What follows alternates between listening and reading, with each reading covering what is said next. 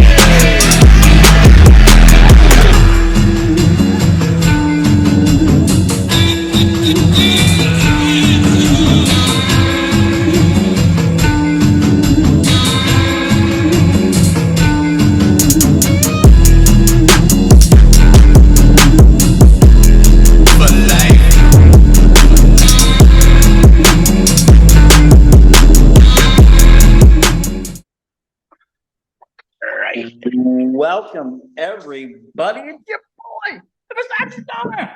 We're here on a very actual sad day in professional wrestling history. Today is terrible, I have to say it. I'm right now here with the Vice President of the JWO, Rob Roberts. We're all just pretty shook and in mourning with the recent news let out by Triple H about Bray Wyatt and everything. And plus this week also losing, hardcore legend and wrestling legend. And a lot of people don't understand him for his wrestling. A lot of people just know him for his hardcore. And that's Terry Funk as well. Losing just two legends, one very young, one very old. In the matter of days, it's just been a terrible. Within 2 days. Within 2 fucking days. Such a loss in this community. And like I said, this community is funny. Okay, we'll bicker, we'll fight on which show is better, AEW, WWE, we'll fight on who had the best intercontinental run.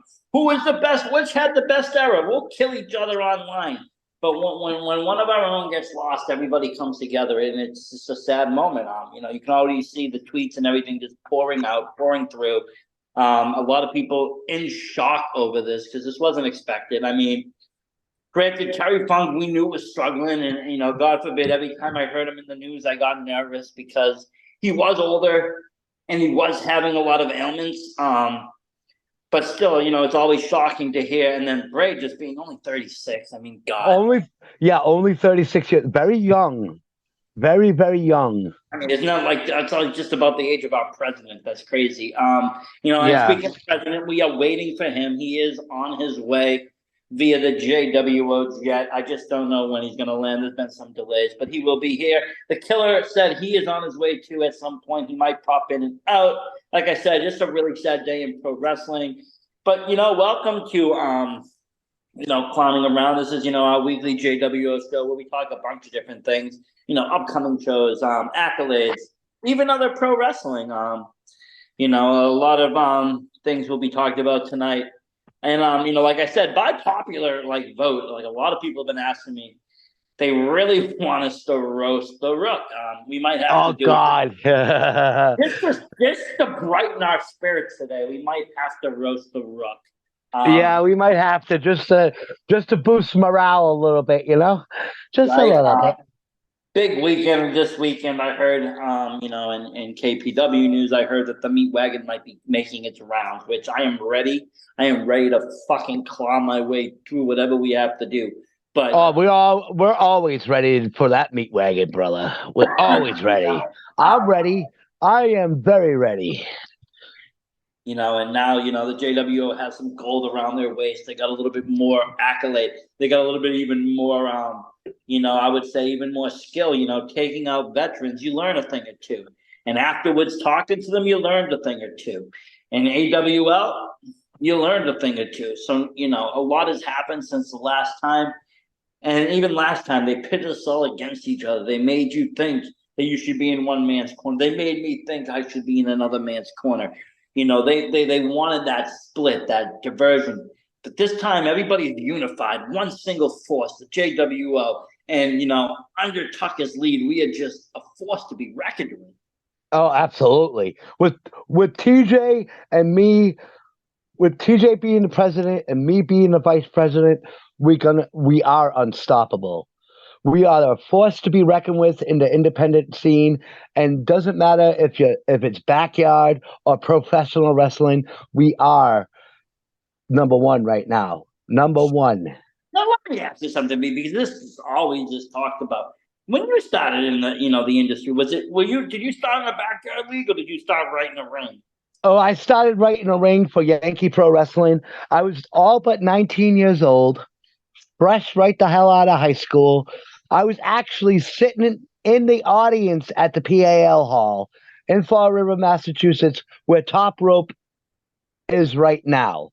Where their training facility is, Yankee Pro Wrestling used to run shows out of the PAL Hall maybe twice a month, maybe, or 3 times. All depends on if there was available spot for Yankee Pro Wrestling.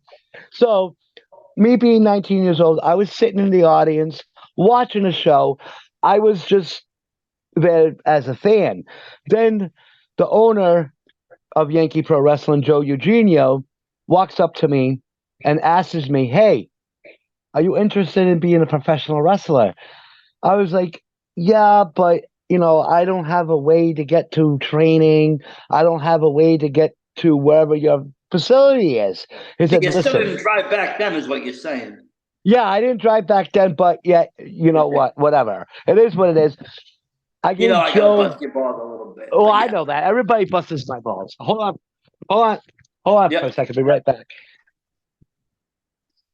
That's okay, folks. Just bear with us. Like I said, very sad day in pro wrestling. When you lose legends, especially when you lose someone like Bray Wyatt, just someone that's touched so many people. I mean, I'll be honest with you. I know a lot of people that just weren't interested in pro wrestling anymore, had given up on WWE, and then The Fiend came out, and they were just mesmerized and soaked it up. And every week, it was just about Bray Wyatt, and they would tune in just to see that Firefly Funhouse. This is just, like I said, devastating news within the wrestling community. We're trying to have a fun show and keep it light, but it is hard not to be with a heavy heart today. And we're still on President TJ. Hopefully he comes very soon. I always like to talk to him. I know he was on his way, but I do like to talk to him. He does provide inspiration for us. And in times like this, he he keeps us as a unit, keeps us focused, and just really honestly keeps us all on point. But yes, there is rumor that the meat wagon is making its round this weekend, and that means only one thing. KPW is coming back. I don't know who's fighting. I don't know what the matches are. I never do. They never tell me anything anymore. Ever since last year, I've kind of been out the loop. They've made me one of the pit fighters. I don't even get to commentate or anything anymore. It's just straight up pit fighting for me. So I don't know what's going to happen this week. Hopefully it's something not too deadly, and hopefully I survive. Otherwise, no more VSW podcast or any more of these JWO clowning around shows. It'll be very, very sad. But yeah, been preparing for this though for a while, and with also talking with General Pickles. He's another really strategic man. You might see him as this clown or a dangerous creature of the night, but it's more than that. He's very maniacal, yes, but he's also very strategical. He plays chess when the rest are playing checkers, and he teaches us things of how to get in and how to infiltrate the enemy, not just by brute force, but with mind, with tricks of the mind, almost in a Jedi sense way. Just really, really, really, really good at it, and getting us in there. And also, like I said, so with that meeting that I had with him, and also then we had 2 more meetings with all of us, we are pretty prepared. And coming straight off that win, honestly, at AWL, with those tag team titles in hand, it's going to be amazing. It really is. Like I said, because last time there was no gold for any of these guys, And if you watch the storylines, you saw Rob, turn on 2J and cost him that first championship. And yes, 2J did win that interstate title later on down the line, but then the founding fathers got snitched out, kind of. We don't really know the whole story, but there was a rumor they were going to be, kind of invaded by FBI and feds, so they burnt down their warehouse.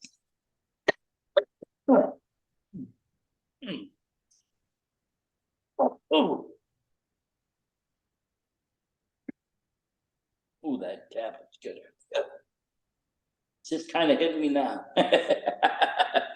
No, honestly though, really is. I have another one in the due, but yes, doing all that, it is going to be beneficial. Where was I all now before that? See, now this is what happens. I lose my momentum. I lose my thought. I get too high on these shows sometimes. That's what clowning around is all about, right?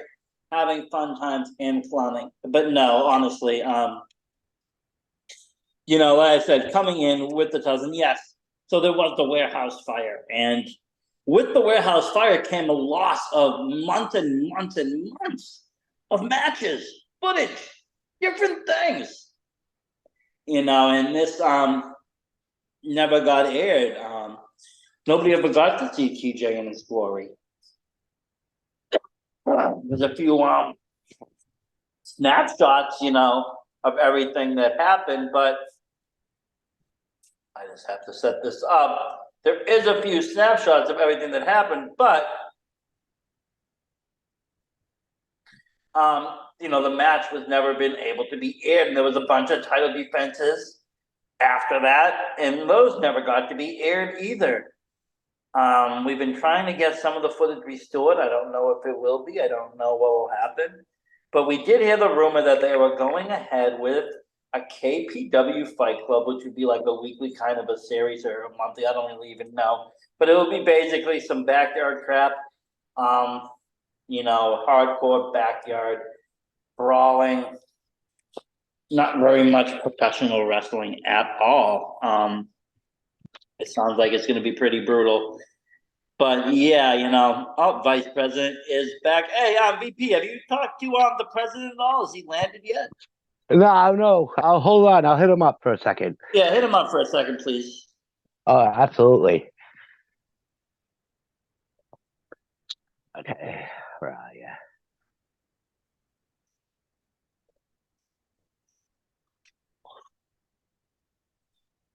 But yeah, we are more than ready, like I said, and coming in with the gold, like I said, after that fresh win for JWO, we're going to have a pretty good momentum. But, that's what Fight Club's going to be. It's going to be just straight up fights. Like I said, not too much professional wrestling. And everybody thinks it's going to be this big pro wrestling event. It's not. It's going to be a real backyard kind of brawl, kind of bum fights, honestly. I mean, yeah, no shit. Last season they had us fighting in gravel pits and shit.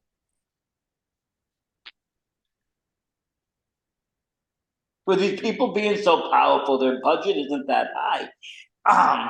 We don't get a fancy ring. We don't get much. We did get that cage that one show, which wasn't bad. Yeah. It's better than the outdoors. It's better than the sand and the cemeteries and the gravel and the grass. But, they're not there to watch us do tricks. They're not there to watch us do, moonsaults and fucking, crazy things. They want to see us kill each other. They want to see us bleed. Yeah, they it's like they want us to kill each other for just their freaking amusement, man. It's insane. It is. It's nuts. There's no reward. There's nothing. And like I said, yes, okay. Granted, TJ got that call, but then the warehouse fire and it wiped away all that footage, and all those defenses, and it's like it never even happened. And it's sad to say, but it's just another spit in the face at us, kind of giving us something and then kind of pulling away. Hopefully with this fight club coming up. Oh, great news. His plane has landed and he is going to be making his way soon. This is wonderful, wonderful, wonderful, as we have been waiting for. President Tucker. But yes, that's a quick update on that. But yeah, with this fight club, it's going to be a little different. We're more unified more than ever. I was telling them how I was talking with General Pickles and his strategic plans of how we're going to overcome this time around. And it's just very, strategic. You're very lucky. You're very lucky that the general actually really talks to you. You know this, right? Well, I do, but just being lucky I'm the keeper, I have to take notes. Yeah, I know this. Remember, he did beat the crap out of you for just being part of that other company. Just to teach you a lesson. You know what I mean? Well, I mean, it's not like I have the guy over. Like we talked through chat. Yeah. It's all right. Everything's forgiven. All water in the bridge, brother. Well, it is. I mean, that was me paying part of my dues to get into the JWO, work with you guys, and prove that I can hang with and be down with the clown. It was great though, when I say it, because it made me realize a lot of things about what was going on in my career and where I was going and what direction, and all the double cross, the turns, and it kind of opened my eyes to what was going on. I have to say it was a very different experience than one might think it would have been. It wasn't quite the ass kicking beat down that it was very. I'll put it that way. Yep. But this is gonna be, like I said, an interesting show because I don't know the card. We don't know the card. We never know who's gonna be there. I have rumors. Last year it was different. They hired me on to be, more of a host and more of the announcing and stuff. And I had a little bit of info on the card. Did I know you were gonna screw over TJ? No. But I knew you were gonna be there, and I knew that, these fucking dabs, man. I'll tell you about it in a second. It's hilarious. But no, I got the other thing I was saying, I knew that you guys were gonna be fighting. I knew I had some inside knowledge. This year I don't. This season they made me a pit fighter. They've thrown me in there. They want me to fight. I have no clue. I'm just in the dark with the rest of you all. The only thing I do know is that I believe that Dojo Joe did answer the challenge to TJ. TJ's gonna wind up mopping the floor with Dojo Joe, though. He is. We're gonna talk about that on the press, but yeah, I was saying I went out today. I went to this place. They were having some good deals, and when you recertify with your med card, you get all these other bonuses. So I had to go, and I got this one called crotch fired wax. It's kind of harsh, I will say. Oh shit! Very, very nice and strong, like sativa. And then I got this really, really nice cherry lemonade seltzer, medicated. Beautiful. Nice, beautiful. Dude. Nice, bro. Yeah, no, I love this shit. Who doesn't, bro? Especially after tonight, I need something. I don't drink beer. I don't drink liquor, so. Yeah, I do, but I'm not gonna be like that because I'm mourning from one of our fellow clowns right now. Well, yeah, I mean, just in general, as for fun. I used to drink when I was in my 20s, but now it's just it takes me too long to, the hangovers and fucking just. It takes forever. Fun. And then if it depending on what I'm drinking, it's always a different kind of fucking, show. If I'm on some, I start mixing drinks and it just gets to a nightmare. But at least with, the weed, it doesn't really, get like that. But I do like to have, a little bit of the edible sometimes, especially these seltzers. They're light, taste good, and, they are pretty effective. But yeah, we are mourning for one of our fellow clowns. We are mourning for a fellow brother in this industry. We're mourning also for a father, though. He had kids. a husband. Yeah, he did. Yeah, he was a husband and a father to two young boys. Two young boys. But he was also a brother. He had a Yep. great brother, Bo Dallas. Yep. Remember him? And his father. Let's not forget IRS. I mean, Yeah, let's not his forget dad. the And rotundas. his dad's still alive. Like, it's just a very sad situation seeing this and hearing about it all. Still sick about it. Yeah. It's just like I said, really tough. And he was supposed to be coming back pretty soon too. He was, and like I have to say, like, and I was saying this before you came on the show, when WWE, I've gone through my different stints with WWE. When I grew up, obviously I was just hooked to it. Yeah, well, who was it when they were younger, hooked to WWE? But by 2002, when I hit 20, around that age, I wasn't into it, I'll be honest. I was out partying. I was out hitting bars. I was out kind of doing shit. Nobody was really into wrestling in my group. My girlfriend didn't really care too much for it at the time. My friends that I were into it with, they were moving on to doing other shit. So, like, I wasn't really watching it. And when I did watch it, it was that PG era crap, and I just couldn't stand behind it. I couldn't stand the whole PG era. I was like, So, I mean, I just took a long break. And, back 2017, I was with another buddy. We were running, before VSW podcast was a thing, I was part of something called P Square. Me and my friend Peter, we ran this comedy group. We did a lot of skits, stunts. That's where I invented the Twinkle Clown character, Twinkle Toes, and we did all that shit. And, made that horror movie. And, we did all this stuff. And, and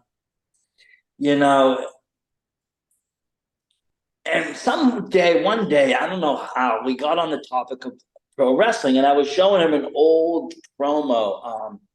It was Macho Man. Now, he must have been poked the fuck out because he was doing the whole promo. He was all wound up, and then, like, at the end of it, you see him kind of, like, inhale a little bit. He's like, he just stops for a second. He's like, wow. And he just fucking walks off the screen. It was mesmerizing just seeing it, and it really sparked my friend's interest. He was like, oh, this is comedic gold. And I was like, yeah, it was. But at that time, this shit was serious. So he wanted to do something with pro wrestling. So he started something called, it started off called BWL, Broke Wrestling League. He wanted it to be something comedy. He wanted some just bum wrestlers that were looking for a payday. And it would just be a story based around that. Then it turned into, something a little bit more. It turned into the NWL, which was the National Wrestling Legion. And we were going to put on a show in New England at one point. We had talked with a lot of talent. I was just trying to find a ring. I had talent from down south. I had talent from Ohio. I had talent from New England. Met a lot of the boys in 2017. And then one thing happened with another, and everybody just kind of just gave up on it, and it just went in separate ways.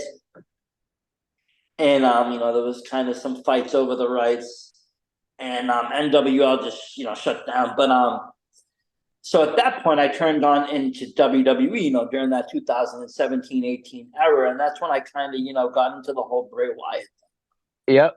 I went back to kind of watch his old promos and stuff, and seeing all this stuff. And then when The Fiend came out, I was just, I was mesmerized. Yeah, who was it when he came out as The Fiend? I was like, is that who I think it is? Then they just like, oh, Bray Wyatt's got this new character. I was like, okay, who is this? Then he comes up with The Fiend. I was like, holy shit, he actually knows how to do a clown character, which is fucking sweet. And I fell in love with the whole character right away. And I mean, that's what it was, like, they had finally done something I've been waiting for a very long time. Bring realistic horror into pro wrestling. It wasn't just another gimmick like Papa Shango or something dark like The Undertaker. This shit was terrifying. He had a demon mask. He had a fucking killer theme song. He came out with the head. He had the show was creepy. When he came out with the Firefly Funhouse, I had kids that hadn't watched wrestling in 20 years tuning in to Monday Night Raw or SmackDown to see what was going to happen next. Yeah, absolutely. You were glued because you wanted to see what was going to happen next with I wanted to everything. see what was going to happen, who was he going to attack, what legend he was going to take out next. And then, to be honest, even in 2020 with the WrestleMania and the pandemic and all that shit, guess what? It was Bray Wyatt versus John Cena that still sticks in my head to this day. That match was one of the best I've ever seen. I'm sorry, best story ever told in pro wrestling happened that night, and it was one of the greatest cinematic wrestling matches you could ever hope for. Bray Wyatt was one of those people that just thought outside the box, implemented it, and went with it. I was lucky. I remember I had it during one point. I had an interaction with him on Twitter. I posted some photo I had found on, I think it was Etsy, and it was the Joker, but it was Bray Wyatt dressed up like the Joker. Oh, nice. Anyways, I posted it, and he saw it, and he was like, "I need this." And all of a sudden, that day, my notifications just went crazy. I was like, "Why? What's going on?" And I looked down, I see that Bray Wyatt answered my tweet. I'm like, "What?" Wow. And then, I talked to him for a second. He was like, "Did you draw this?" And I'm like, "No, it wasn't me. I saw it on Etsy." He's like, "Oh, this is cool." And we had this interaction for a second. And my Twitter's going just nuts. Everybody's liking it, commenting, he retweeted, he did whatever. And I was like, wow, this is just wonderful. Because he was one of my favorite wrestlers at the time. He's the person that got me back into WWE. If it wasn't for that Fiend character, I would have fell off WWE a long time ago. Oh, yeah, absolutely. And that's what the only thing that kept me interested in WWE at that time was Bray Wyatt and Undertaker at that time. Yes. And, Undertaker just, for me at that point was winding down. So, Bray was kind of pulling in and taking in the new generation. The new horror. Yeah, the new horror character. We all know Undertaker was the dead man. We all know he was doing the gimmick. And it was just like when Bray Wyatt came out and he actually beat Mick Foley and used the Mandible Claw and everything else, he was beating legit legends. No, and I'm going to tell you, as an adult looking back, Undertaker, not so scary, right? I mean, what do you mean? It's wrestling, right? But when you were a kid, okay, first off, and Undertaker first came on Raw, it was not even Raw. It wasn't even Raw back then. Sorry. I saw him at a house show, and, you would see them on house shows or Saturday morning night wrestling, whatever it was. Yeah. Okay. He was scary as shit. Because first of all, at that point, he had this dark red hair. He was pale as shit. He was big. He was tall. He was dark. And, the clothes. Paul Bearer was scary as fuck. And then he would just beat the guy and put him in a body bag. As a kid, that was scary. Yeah, it was. There was another time that he had a match against Yokozuna, and Yokozuna buried him. And, this lightning blast came, and you saw the Undertaker fucking rise. He came up like Jesus Christ, and, everything was happening there. And you're like, wow. That was kind of, spooky. Then, the era came where he was like Undertaker versus Undertaker. And then, that got a little bit kind of wonky, that purple Undertaker with the Phantom of the Opera mask. Yeah. But then you started to get into even more, darker Undertakers as he did start to fight Mankind. And then, one of my favorite. Then some of my favorite Undertaker characters happened. You had his brother. You had the feud with Kane. The whole Kane feud was on. When Kane was another scary horror character. When he came out, he terrified people. You had the fire. And they told this story. You had a more evil pallbearer.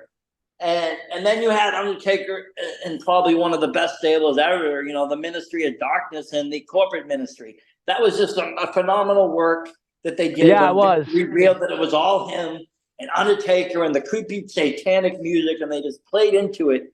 And he had this great robe, and it was very, like I said, satanic. It's just really a nice time in Undertaker's career. And I do like the motorcycle, Yeah, the American Badass was pretty cool too. It was pretty cool. It wasn't I'll be honest, wasn't my cup of tea.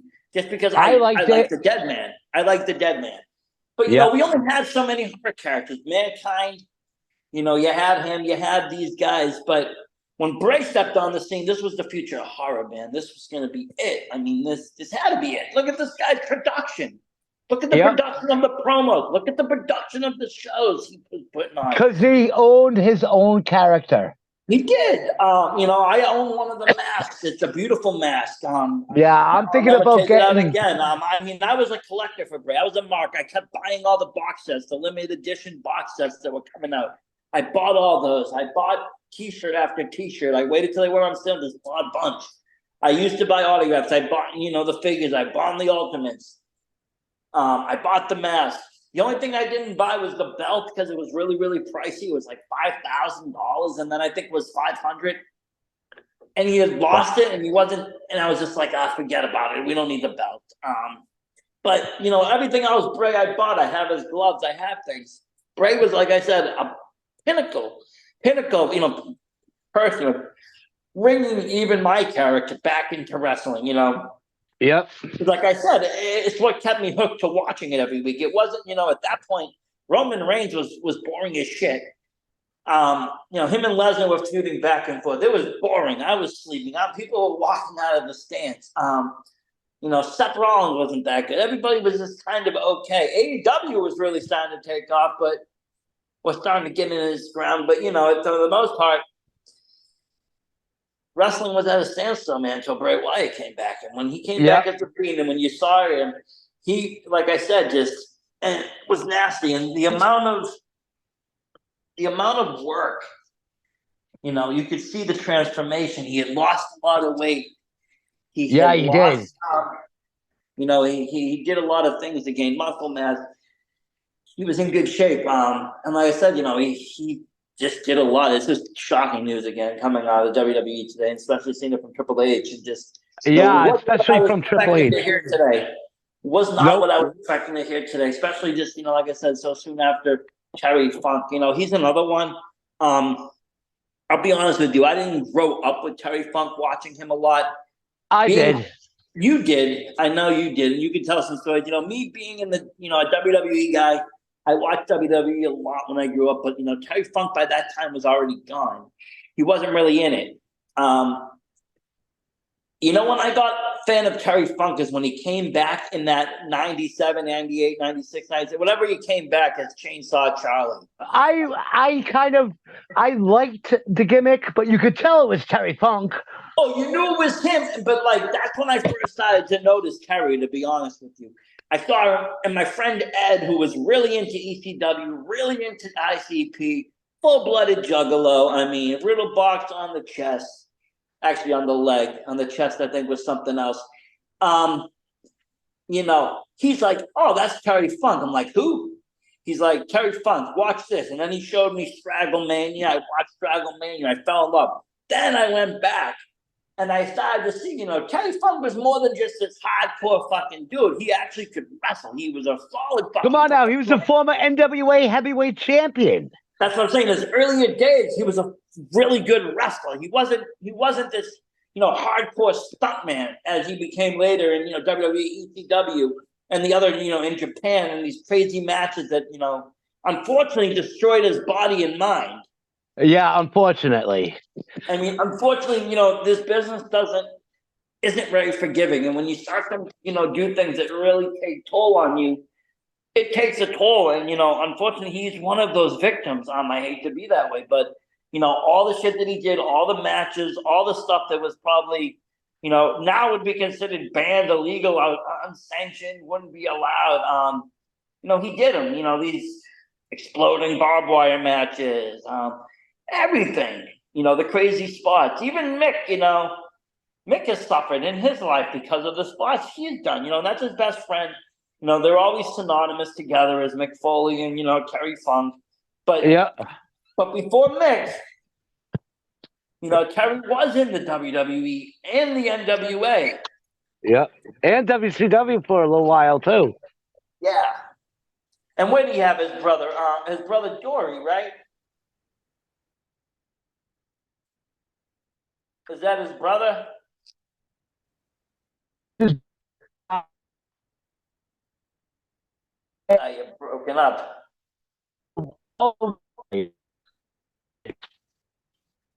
I got that. What? Did he have a brother, Dory? Yeah, Dory Funk Jr. Him and Dory were, I think, the very first ever NWA Tag Team Champions. I believe. I'm not too sure. Don't quote me on this either, because I'm not too sure.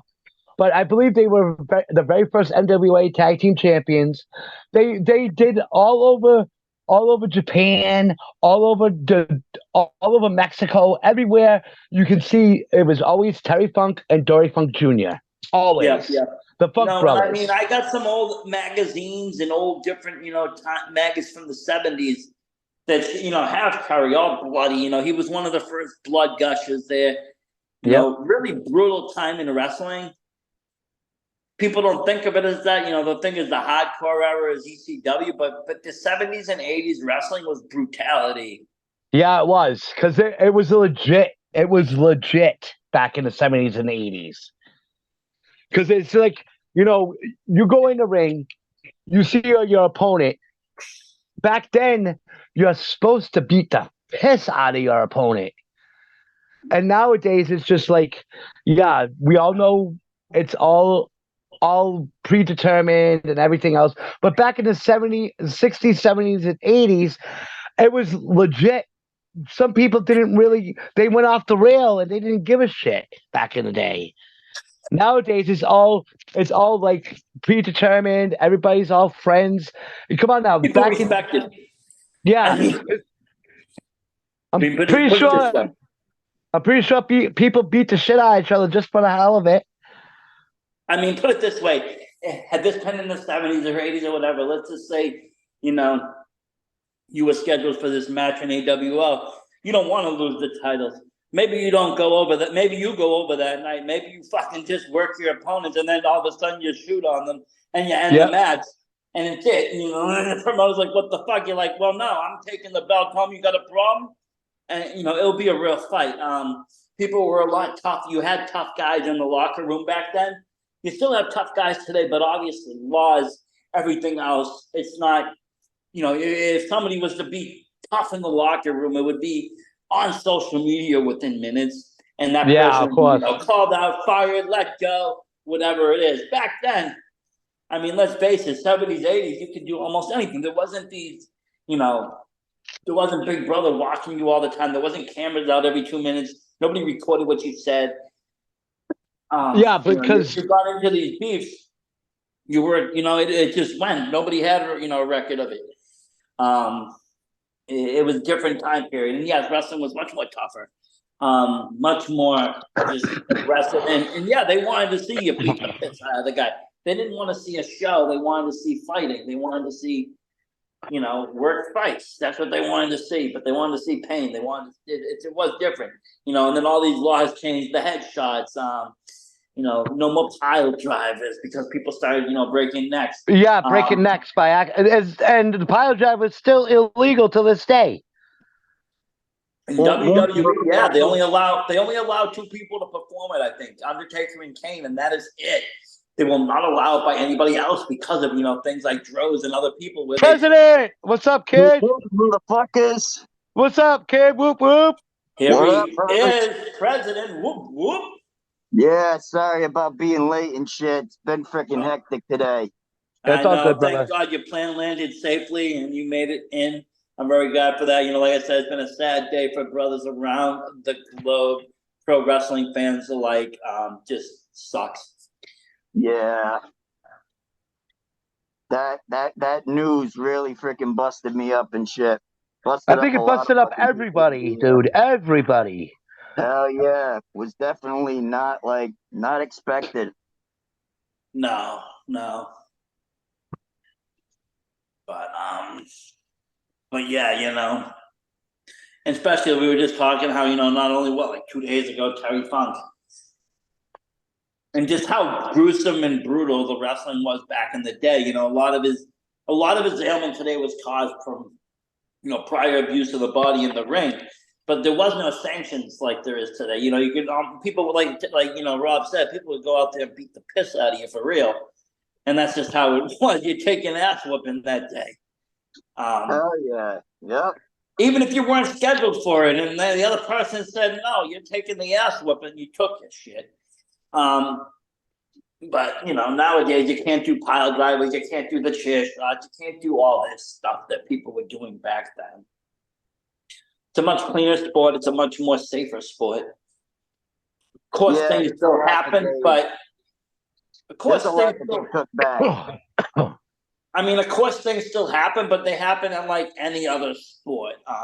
In any sport that you watch, whether you watch pro football or pro basketball, there's always injuries. Every season somebody gets hurt. Did you hear about that Patriots player that got hurt during that game and they had to postpone it? Yeah. It happens in every professional sport. Anything can happen at any time when you're playing anything that's aggressive, whether it's considered to be worked, considered to be predetermined. It doesn't really matter. The risks, like WWE says, the risks are the same. The risks are real. When you're doing these moves, when you're doing these spots, it is a lot of risk involved. And even the best of the best of the best still make accidents and people get hurt. I hate to say it. Yeah, it happens every time. One way or another, the shit'll get you. Yeah, unfortunately.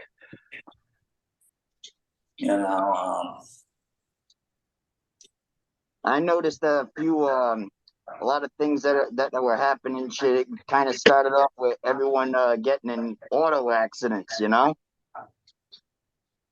Yeah. Then you get those unfortunate mishaps about the drug use, unfortunately. Well, that's the problem with this sport, and especially that older generation of this sport. They didn't take very good care, and a lot of them did get hooked on substance, unfortunately, because it enhanced their abilities. And a lot of them, when they were let go, or some of them got let go because of the drug abuse. Some of them, when let go, continued the abuse. Very few of them actually, really actually got clean. I always praise DDP. He's one of the, greatest people out there. He not only come on now. He goes out of his way to help out his brothers. His brothers become clean. Not only has he become clean, he helps others. Come on now. He helped out Razor Ramon. He helped out who else did he help out? Jake Roberts, right? Yeah, Jake Roberts. He helped out X-Pac, I heard, too. He's always helped people. Come on now, he has DDP yoga. Yeah, that's another thing I was surprised about right there. I'm like, wow, okay. But then I heard that it was really helping certain people and shit. And I'm like, yeah, it was. Good. That's good. I even tried it. It even helped me a little bit with my hips and shit and my shoulders. Because, all those years ago, and TJ, you remember, because you were younger watching me wrestle in those hardcore matches I did. Oh, yeah, you freaking killed yourself mostly every night. Yep. Those late 90s. ECW gave you a tryout. I wasn't too surprised, Yeah, but unfortunately, that didn't happen with the ECW shit. Yeah, right. That's the thing. While 70s and 80s were brutal, so wasn't the late 90s because everybody it was. Up the other. I was one of the brutal ones in the late 90s. Remember, I started in 95. So it was during that whole era. Yeah. A lot of people, went that route. And it was just brutal. Who could do the highest spots? Who could do the highest jumps? Who could, break through the most tables? Who's going to take the most chair shots? Who's going to do the most damage shot? Everybody wanted to be ECW superstars. Everybody wanted to be, badasses, hardcore. This was just a thing. And like I said, that's when I really got into Terry Funk because I saw him as Chainsaw Charlie. And then, I got into Stranglemania and I started to watch that scene and get into hardcore matches through that. It was actually ICP that got me into ECW. Believe it or not, because I wasn't really watching wrestling. I was listening to music. And one day, some of my friend was like, yo, you got to watch this Stranglemania show. And I fucking fell in love with it. I was like, how do I watch more of this? If this is what pro wrestling has become, I love it. Yeah, Stranglemania was definitely one of a kind. You got it was commentating over professional death matches all over the world.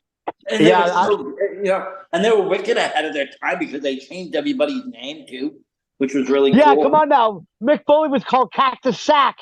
Yeah. It was great. I remember watching all of his shit in JCW Foley's. When he was Cactus Sack, it was fucking, he was dangerous. He was psycho. JCW version of Cactus Jack right there. When you came to JCW, you turned into another version of your character. Yep. You know, but that's it. You know, that's the thing. But, you know, we're gonna be dangerous folks ourselves come KPW, the next fight club. You know, I heard the meat wagons coming around this weekend. I'm fucking ready. I can't fucking wait. I know everybody's ready. These babies are coming with us too. Hell yeah. Yes, they are. I got a picture of Dojo Joe hanging on my freaking morning mirror every freaking day. That's doing the Rocky thing, huh? I'm gonna rip that shit down. That's what I You're was doing the trying to Rocky confirm. thing, huh? Hell yeah. Good boy. Good boy. I know how to drive myself. He's the first fucking face I see besides Tabitha's every day when I wake up. That's what I was trying to confirm. So it is Dojo Joe accepting your challenge for this next fight club. That's going to be good. That's going to be great. That's going to be one more body for the JWO. A little something if you want to know too, Versace. I sent something into KPW today. Oh, don't know if boy. they're going to freaking put it out and shit, but when it does. Oh, boy. Oh, boy. I can imagine. I can just imagine, brother. Well, all I'm going to say is, Jojo, this one's for you. Oh, God. Here we go. This is going to be great. The psychopath. Love it. I love it. I love it, Coach. You know, that's why I'm glad that he's my president. I was told I should be ready to fight. I don't know who my opponent's going to be. I can only imagine what monster they'll put me against. But I'm ready for any task and challenge that I have to take. Of course, you know, I've been training under the VP. I've been training under the general. He's been teaching me like a chess player, you know. I've been just watching him teach me how to tear a man apart. And that's what I'm going to go in and do, is just tear a man apart, limb from fucking limb. I don't care. It's going to be really animalistic, but that's just going to be my style. That's just going to be my style. Like a mad fucking clown. I'll bite the fuck his eye out. I don't care. Yeah. And that's how we love it. Whatever you can, Keeper. Either which way, right. Remember this. We got your back. We're going to be right there with you and shit. You know, but yeah, you know, it's always an interesting ride. But like I was saying, you know, this time it's going to be extra interesting because we are a unified group. You know, prior they had us going every direction but together. They had Rob going one way, they had me going another, they had everybody just squashed, you know, fighting each other. Now we're unified. We're a package. We're, you know, tighter than tight. You know, and this is going to be something that they're not going to be used to. They're not going to be able to, you know, split us apart and put. You know, there's no one to plot us against each other. It's going to be a very different scene for KPW personnel. Because I'm going to tell you, each and every one of those motherfuckers are going to be on warning this time. I don't want to see those motherfuckers sitting there watching with their little binoculars and all their bullshit. I am sick of that. I'll take one of them out. Yeah. Good boy. Good boy. Come this episode of Fight Club and shit's going to get done, you know? Yep. It's not just going to be on Death Day and this future show I'm seeing now, Hellhole, whatever and shit. Hellhouse or whatever it's called. Hellhouse, Hellhole, Hole. I don't know. What the fuck? I thought you lived in a hellhole, TJ. Well, hey. Leave the area of Fall River alone. Hell yeah, man. What's great about this place is you got to be special to find it, you know? Well, you know what? Only you, President, could get such a deal. You know, it's the luck of a juggler. You got this royal palace, but it's on a pile of shit. It's like it's great, it's but nice of you to call it a palace, really, over here. But it's like a fucking castle. It's like Castile de fucking Top. It's crazy over there. Fucking, I don't even know how many floors you got where you know, your mansion. It's like 70 floors. It's like the big headquarters on one of those like Gotham City videos. But, yeah, I know, right? but then once you get outside of that, you get away from that fresh cotton smell. A certain section that is like Gotham City with all that freaking black light shit going around. Exactly. You know, And once you get through, little trick scene. once you get through all that carnival hall and you get through the carny stuff, and then you get into the real river, it's like, the fuck's that smell? It's the river. That's what it is. It's the river. Yeah, but with how many bodies in there? Like, Jesus Christ. Hey. Because we put a few bodies in that river doesn't mean shit, okay? No, I thought Dennis smelled bad. Purely speculation. Yeah, I thought Dennis smelled bad. Purely speculation. Purely. Yeah. Well, you're innocent until proven guilty. Yep. Kind of like our fucking Rook. He's been proven kind of guilty though. Oh God. Yeah. What is with that guy? I mean, honestly, and I'm sorry because like 3 people told me just to roast him. I'm like, well, I can do that, I guess. I mean, but like, what's with this dude? I mean, he wanted in very badly, right? Very, very badly into the JW. I get it. I wanted in too, but I paid some dues, and I do work. Okay, I put in not just strategic work, but I put in muscle work, right? Yes, you do. Yes, you do. You don't want to do no muscle work. You don't want to break a fucking nail. Okay, I get that. But then he complains about his fucking office work, like his clerical work. Like, shut the fuck up, dude.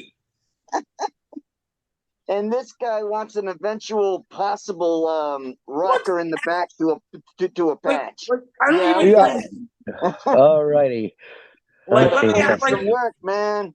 Like what? Like the worthless patch? Like what patch you gonna give him? Right?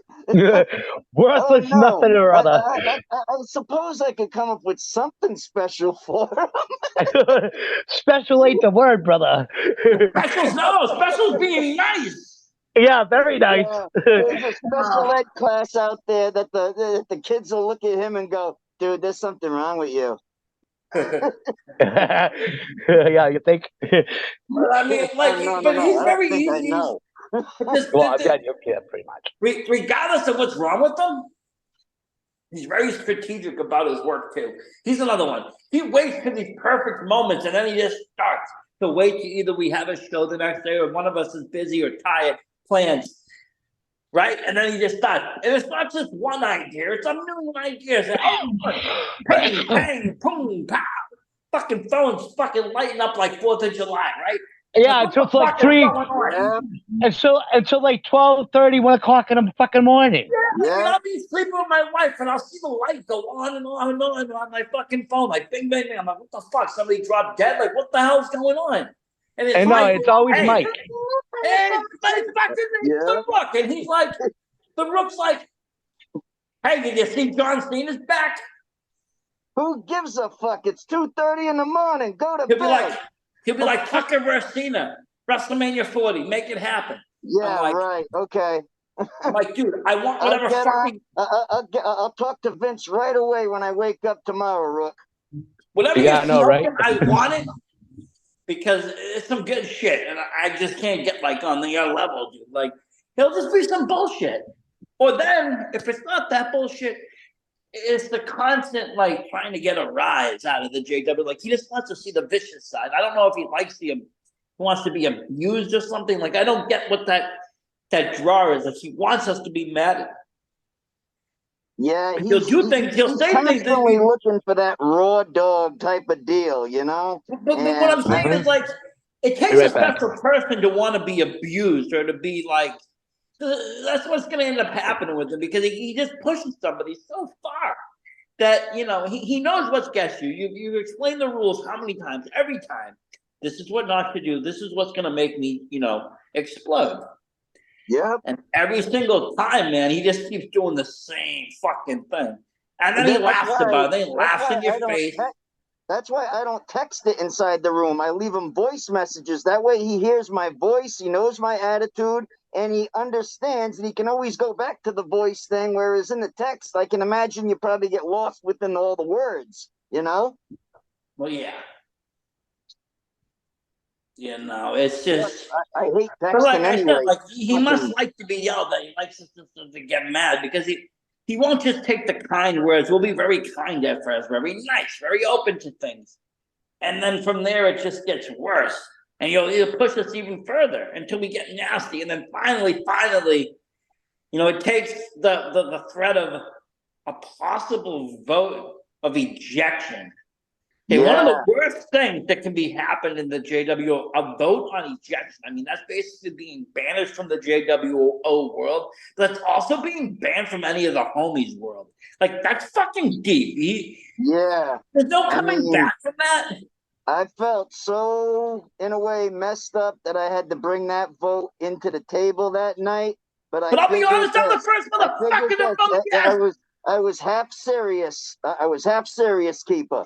But there was I a voted reason yes. for this. I put I that said vote yes. out in the table for a reason, so he could actually read it and be like, "Wow, yeah, maybe I should step up to the plate and stop messing around and everything." Yeah, motherfucker, you should. But yeah, Yeah. without hesitation, I voted yes, because you know why?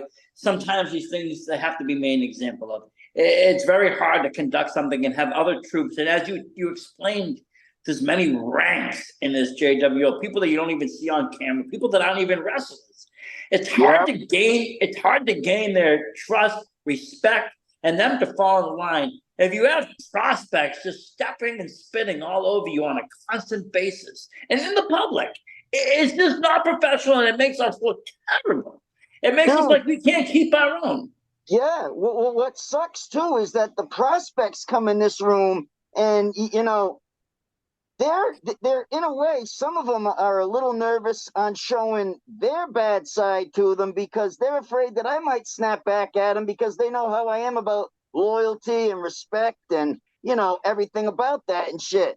And the fact that I got to look at these guys and be like, yeah, don't go that far, or don't do this, but it's getting to a point where you got to take the gloves off. It really is. I mean, and I hate to be that person because, I mean, you want things to be civil, obviously. This is supposed to be a civil era in wrestling, but like you've discussed, this is beyond pro wrestling. It's more than just, a wrestling gimmick or, some kind of thing to get over with the fans. It's a way of life. There's an order, there's a structure, there's mechanics behind everything that is done with the JWO, whether it be, for social media purpose, regular media purposes, interviews, video, whatever it is. There's so much that goes on that people aren't even aware of, that a lot of us past members take this very, very seriously. Oh, absolutely. Mm-hmm. When you get me to really announce shit around that table like I was doing that night and shit, like I said, he done knew he fucked up. Mm-hmm. Well, he did, because he wanted to, he all of a sudden was like, he backed down right away when the gavel came out, because, like I said, I voted yes. And because, why? He needs to respect this. This is something that's a brotherhood. This is something that we've all earned. He hasn't earned it yet. He doesn't have a right to fuck around or clown around in this case. He doesn't have that right. Yep. He hasn't paid any dues in any physical form. Maybe a couple of bucks here or there. Was he complaining about some fucking gas money or something? I don't even know. It sounds petty to me. It sounds petty to me, to be honest. It's a shame, Just a shame.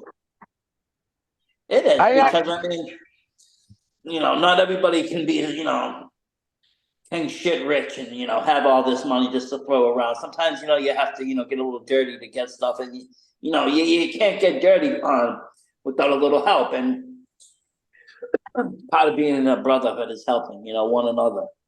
Yeah, no exactly. Shit. I mean, shit. I remember when I came back to when I was just working for RW. They always had a Fall River show mostly at the VFW down here. So since it was like maybe about a quarter mile down the street from me, it was an easy walk.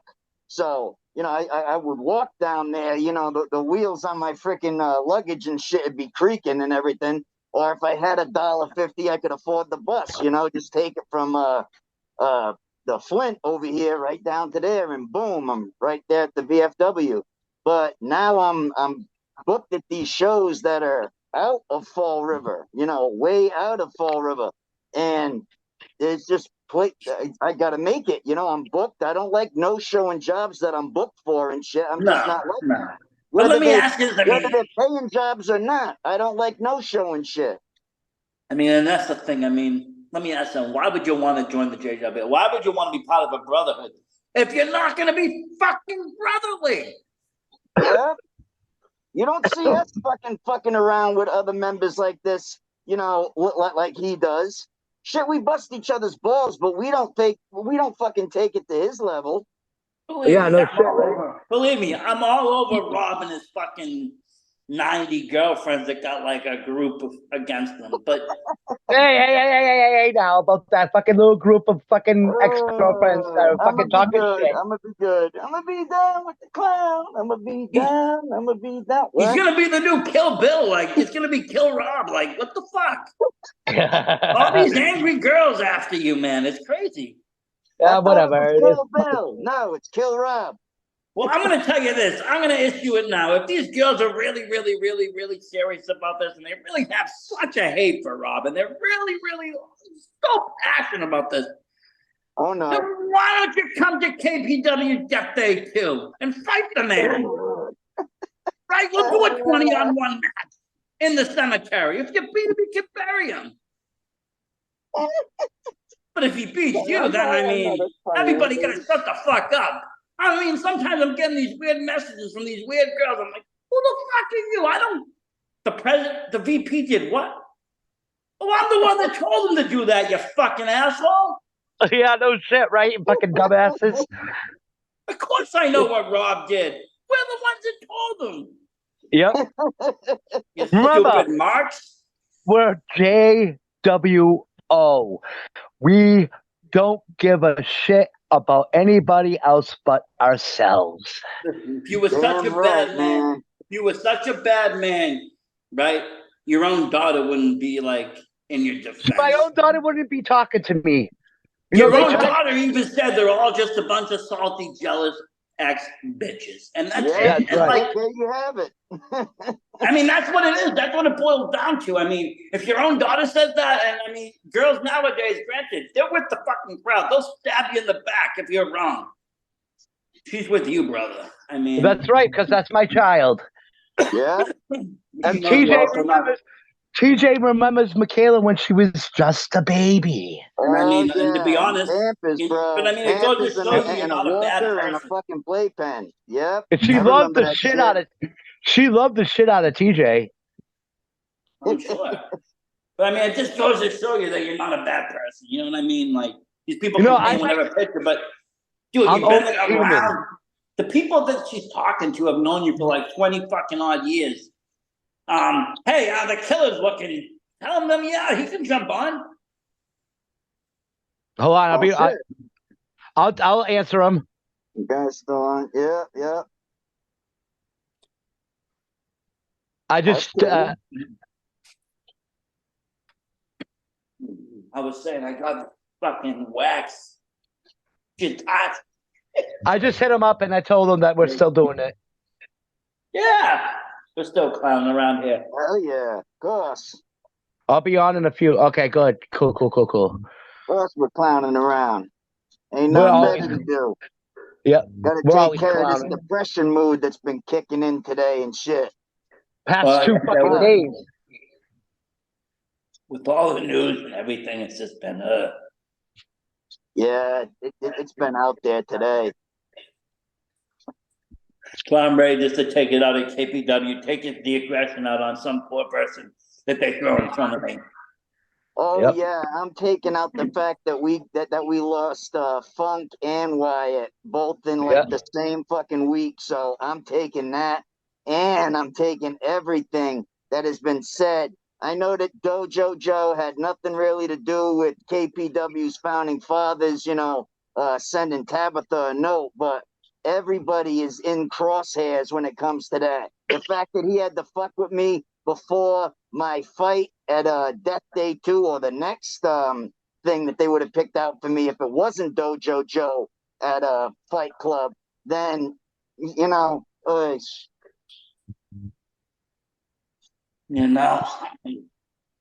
That is going to be wild. really watch actually, because like I said, we don't really know besides that match. And that's the only match that we do know what else is going to be thrown at us, whether it's going to be, hopefully I don't have to fight like Rob or something stupid like that. I don't want to fight God, my brother, but yeah, but no. but they can throw anybody at us. Because, we talked about, where they get their members and where they get their fighters and such. And there's so many, They treat us like fucking Shang Tsung's roster. Yeah, I know, right? They do. Oh, let's put him and him together. We'll see how that match goes.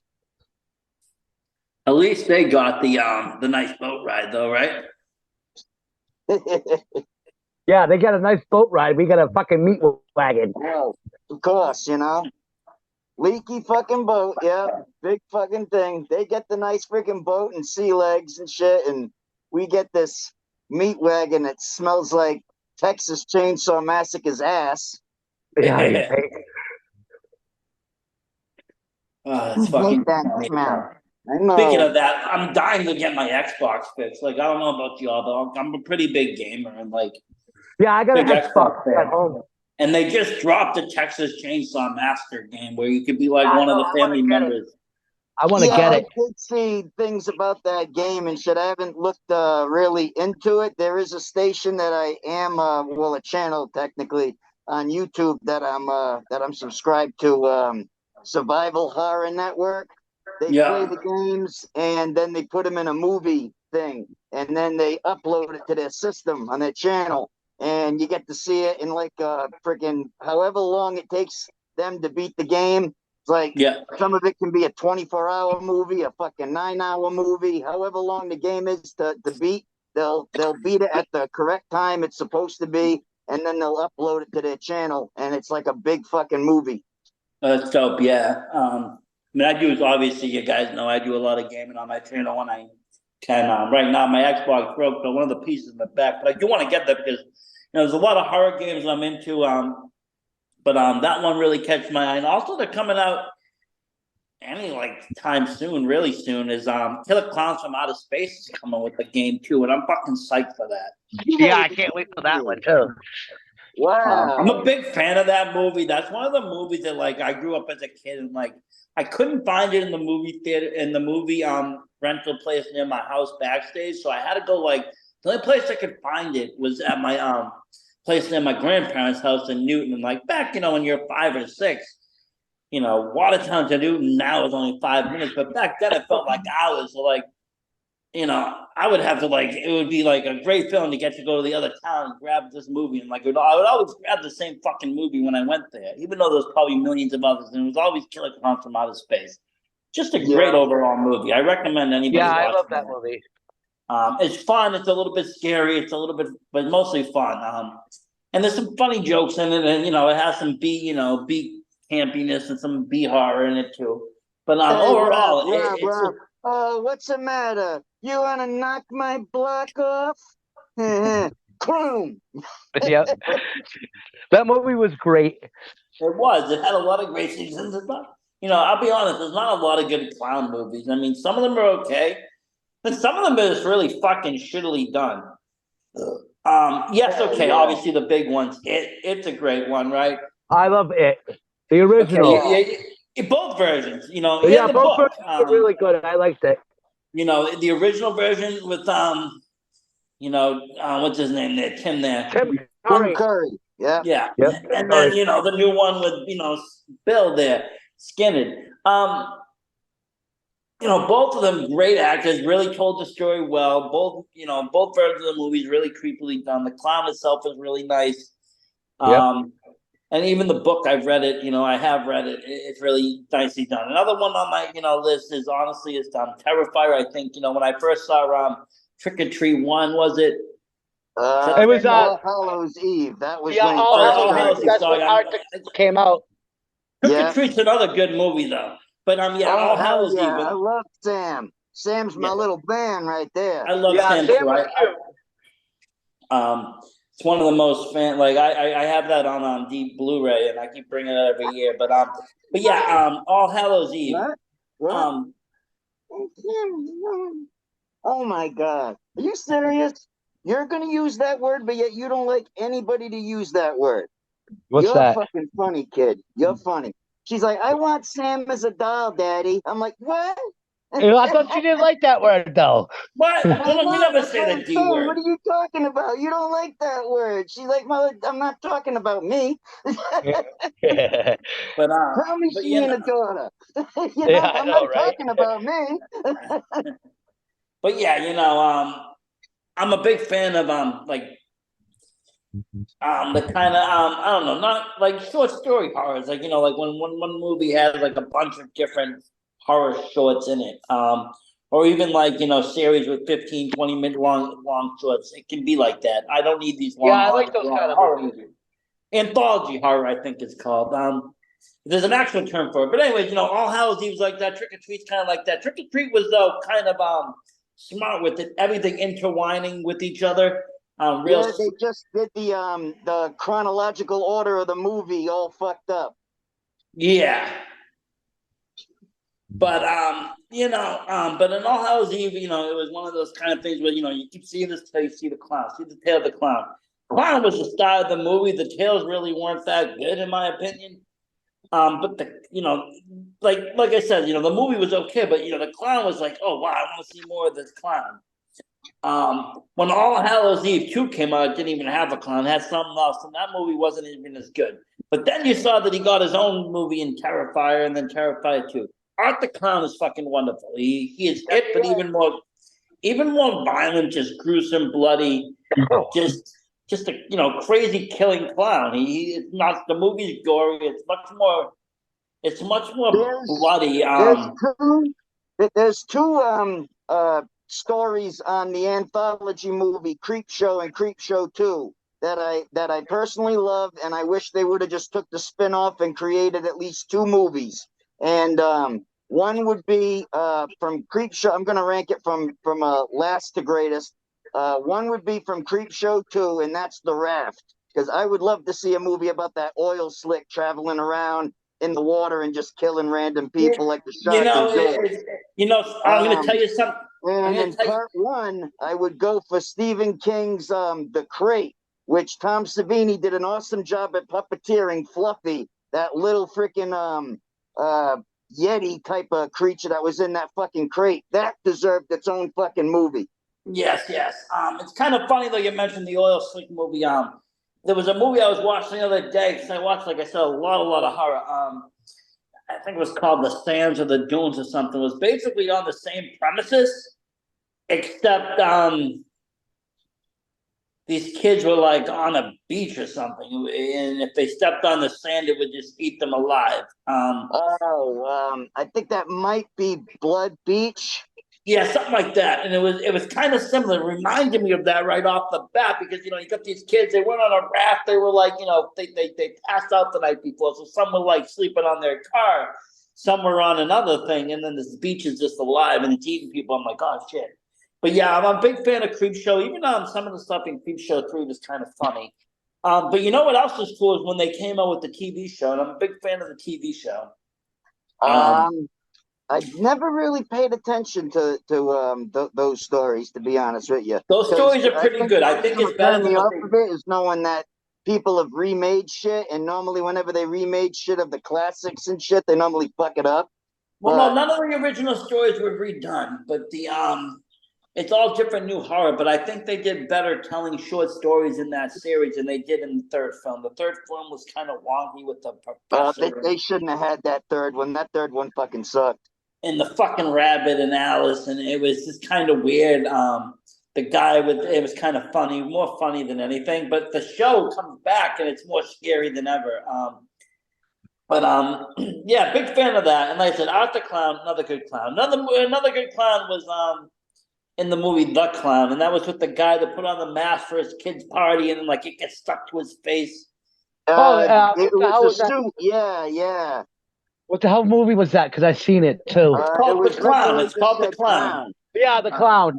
Because he put on his daughter wanted a clown for her birthday party. He couldn't hire one, so supposedly he found this old crate that had a clown costume in it, and then he put on the makeup Oh well, the mask and the clown suit, and he instantly became some sort of creepy ass clown.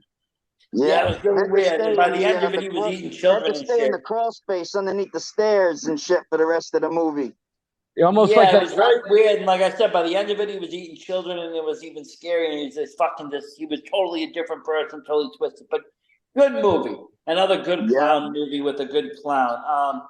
Like I said, there's a lot of, over the years, clowns have been more and more cinematic. The Joker, obviously, in the Batman world is a clown.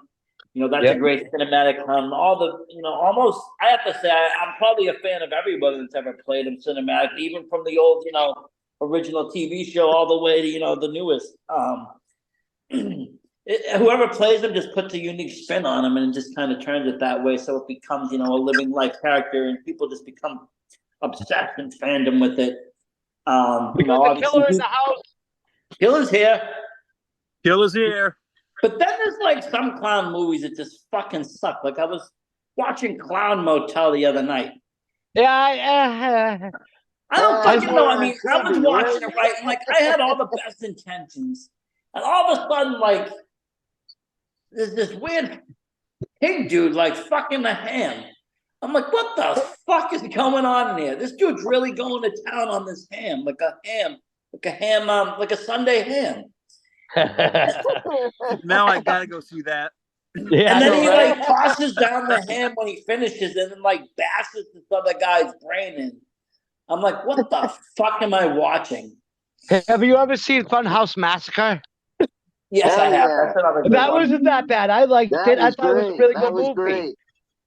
Another one of my fucking favorite great. clowns, though, honestly, is Captain You Spaulding. want I to mean, know what? that's You want to Yeah, know what's God rest his hilarious to soul. that? You want to know what's hilarious to that? And VP will vouch for me on this because he was in the same room. We were working the clown room this night at the Asylum of Horror. But before Funhouse Massacre came out, I literally looked at Rob and a couple of the other clowns that were working with me one night and said, you know, it would be a fucking nice ass horror movie.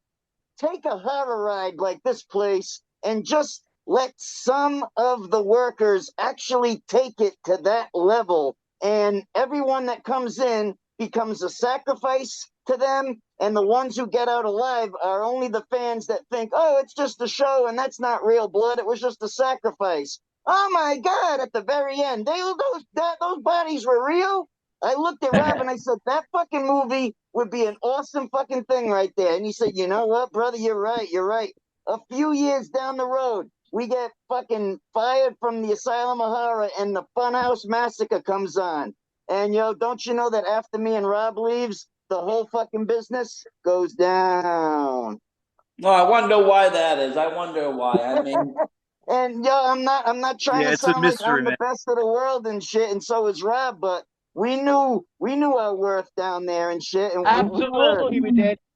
Yep, we were some of the best fucking actors over there. yeah. The most scariest too. But yeah, like I said, though, here at the JW, we take everything serious, and we do try to be the best of the best, and we do, make whatever we're part of better. We improve it. You brought, more. You made it a better haunted house. The promotions you work in, you make the promotions better. That's how the JWO works, we enhance things here. Sorry, I was thinking the word. I'm fucking pretty stoned. I've been smoking this, like I said, this wax. It's called crotch fire crotch. Oh Jesus! It's fucking a little bit high. Oh man, Lindsay Lohan must be loving that strain if she knows it's out there. I don't know. I've been smoking this. I think I smoked the whole gram during this shit. No wonder I'm getting fucking stoned. Probably did, brother. You probably did. Fucking gram of wax. It'll come right to to you. the dome. Plus, I drank that lemonade, ice, whatever the fuck, the edible drink, and that shit's starting to kick in now. We're having a great time here, clowning around, and that's what it's all about, having a great time. Unfortunately, with the sad news today, it's just been, hard to have a good time. It's hard to celebrate, but we try our best here to, keep the smile going. To be honest, Joker said it the best. If you're gonna go with a smile on your face. Yeah. But what were we talking about that the other day? How fucking nobody realized that in the movie, but like you didn't realize it as a kid, but later on you realized that those bills that came down from the sky wasn't even real money. So those people were fucking furious before they were all gassed to death because they realized they were just duped with Joker bills. And I'll still stand by it. Shit. At first, I would have never have known the bills were marked like that. I went from a kid. I always thought that was real money, but Yeah, me too. I actually heard the audio drama from a thing on Spotify called Neoverse or Newverse, really. NEU and Universe. They do some real fucked up shit, like take and make audio dramas for movies using characters that mix up the DC and Marvel universes. And one of them is the actual audio drama from using Jack Nicholson's Joker and Michael Keaton's Batman and everybody that should be there in the Batman '89 audio drama. So he described that, at one point, the people that were at the party now noticed that the Joker, that the money that the Joker's been passing out has the Joker's face on it. They were furious and blah, blah, blah. So the minute when I heard that, I was like, oh, shit, damn. Audio dramas are great. You be hearing shit that you never thought was there. Yeah, because I mean, in the movie, honestly, I thought because they robbed a lot of banks. He was a gangster. I figured they had money. What the fuck? They were killing anybody everywhere. They threw out the real money because they were going to collect it afterwards. But you know how the Joker was. He was even more crazy than people thought. There wasn't even real money. Like we always say, TJ. I like how Heath Ledger played off the Joker, though. His Joker was not about money. It was because I learned that right away. It's not about money. It's about sending a message. I love the way that Heath played it off because I was honest. I'm like, yeah, you got to tell it like it is. Truly, it's not about the money. Money ain't real. Not. Money really isn't important. It just seems like it is. No, and I mean, in '89 Joker, I mean, at first the money, it's kind of there because you had Jack Napier being this, in this organized crime setting, being his back turned. He comes back, money is kind of relevant in, the '90s, the more money you have. And you see him kind of, you saw him kind of flexing with the money. You kind of seen him using it as a tool. But then, as you said, the other Jokers, even prior to that, the other Joker didn't care about money. I mean, yeah, they robbed banks, but more their plot was always one thing and one thing only, and that was just to get rid of Batman. And then they could take over Gotham City. They didn't really care about the money. They cared about the power. Later Jokers cared about more the respect or just doing it for the lulz. And that's how it kind of goes. But yeah, I mean, it never really was about the money, I don't think, with the Joker. I think, whatever storyline that you have for him, I think it was always about, just his drive. The Joker was a very sick individual. Whatever, like I said, whatever line you have. The new movie kind of went into his backstory, and that's kind of cool. I still like the '89 backstory of Jack Napier kind of falling into the acid and becoming this deranged clown, but he has the street taxes. You got to remember, the Joker was very savvy. He knew his way around. He knew his way around women. He knew his way around the streets. Someone dressed like a clown walking through the town. He didn't get jumped very often, even if he was alone. You would think, nowadays a clown walking through the streets, well, they might get beat up, but he was a very dangerous. The thing that I love about the Joker is he's the kind of character. He wakes up in the morning and he says, how can I most effectively fuck up the day of the most people as possible? Absolutely. Well, yeah, that's him. I mean, he's a pure, and I mean, he's Gotham's #1 terrorist. Even though in the movies they kind of made it, in that original timeline, they made kind of the Penguin seem more, the terrorist. He came in and kind of invaded. He had this army and he had all this. And Joker, he just had these goons and kind of thugs. But Joker had actually a lot more followers, I think, in my opinion.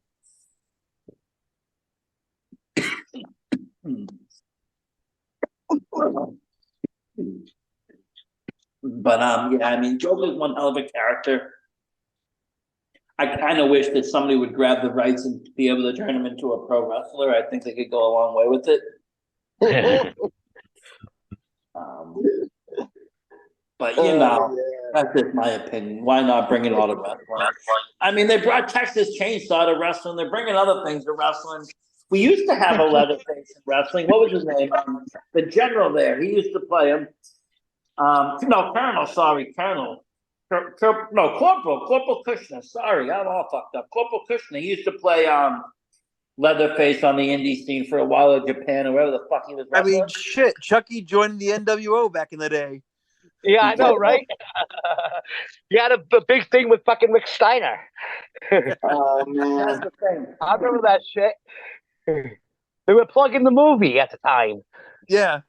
You know, though,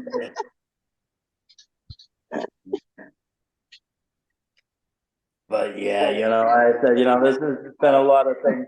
The cinematic, like I said, you know, I do like a lot of the movies that, you know, have been put out about clowns, but there is a lot of shit movies out there too. And you know, having these new channels come up like Tubi and Freebie. Tubi is the fucking Wild West, man. Yeah, Tubi's got some good movies, but then it's got some really oddball shit. And Freebie is now out there, and they got some other fucking oddball shit. And then, you know, I do Shudder and Monsters and something else through Amazon, and then I do Horror Box. So I get all these fucking, like, not even B movies, like fucking C movies. I get weird ass shit coming in there, and I'm just like, and I'll watch it. And like sometimes I'll watch it late at night. I'm a little stoned, so I'll fall asleep, and like the shit won't shut off after it goes to some other weird movie. So I'll wake up like 2 hours later to some of the weirdest fucking shit. I think on Amazon you can get the Troma collection too. And the other thing about these channels is every movie has a different fucking volume for some reason. So like it'll be on low, and then like the next movie comes on, it's blast loud. I noticed that too. Or a commercial comes on. The movie, I can barely fucking hear the actors. Then the commercial comes on about fucking Tide Pods, and it's fucking, 500 decibels. Yeah, I know, right? Yeah. Blowing out your speakers. Yeah, Peacock does that too a lot, too. Because I get Peacock, I got Hulu, I got all that shit. I got all that shit. I got rid of cable, thinking I was going to save money, and now I got every fucking subscription in America. And it's cheap as shit, too. Some of it is, yeah. Better off deals. With Peacock, $5, It's $9.99 for a whole month, but who gives a shit? And if you don't want the premium, it's $4.99. Come on now. I just get it for the WWE. I don't care. Yeah, me too. Oh, hell yeah. Brian, to be honest with you, I used to take, we talked earlier, Rob, when I came back into wrestling in the 2017-18 era, I didn't want to, I didn't know what I was going to get into. So I didn't want to invest too much, but I needed to catch up on wrestling. At the time, WWE, had the network out. I remember I had the network too. But the network was had a cool option. It had, 1 month free trial. Yep. So I would I'd take the month free trial. When the month was over, I would get onto my IP changer, change my IP address, new email, get another month. I fucking went another year and a half. Finally, they changed something. So I got, during the pandemic, I was like, fuck, I really don't want to pay a lot for this shit. So I said, I found something on eBay. They were selling memberships for 2 years for $1. So I bought the shit thinking, well, if it's a scam, then fuck it, I get screwed, right? Not only 5 minutes later, this fucking foreign dude hits me up, gives me the password and number. He's like, here you go. Any issue? Message me. We give you new information. Fucking never heard from the dude again till like 2 years later. It was great. Till the network ended, I had that shit. It was golden, $1. Yeah, I remember that.